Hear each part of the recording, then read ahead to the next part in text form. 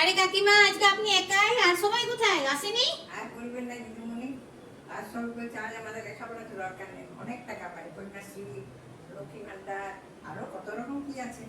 এই তো হচ্ছে মুশকিল সবারই। দেখো কাকিমা, আপনি এটা সমঝদার, হ্যাঁ, যে না পড়াশোনা যদি না জানবে তো আপনার সইটাও তো শেখা দরকার না, দরকার নাই। কিন্তু আপনার সব বন্ধুরা সেটা বুঝলো না, বলে খালি টাকাটাকে দেখলে।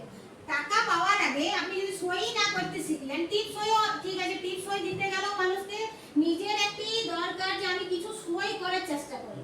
তা আপনি খুবই সমঝদার মহিলা যে পড়াশোনার জন্য এসেছেন। আমি তো সবাইকেই বলবো যারা এইরকম সমঝদারিতে কাজ করবে, দেখুন পড়াশোনার কোনো বয়স থাকে না।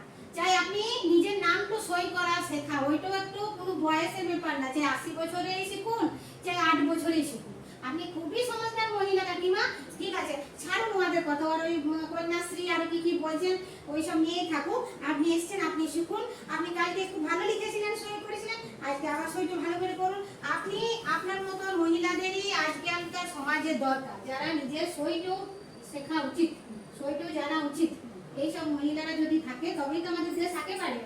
আর যদি সবাই বলে আমাদের টাকা পেলেই হচ্ছে, আর কিছু দরকার নেই, কোথা থেকে দেশ আগে বাড়বে বলুন? ধরুন, আপনি ধরুন ধরুন।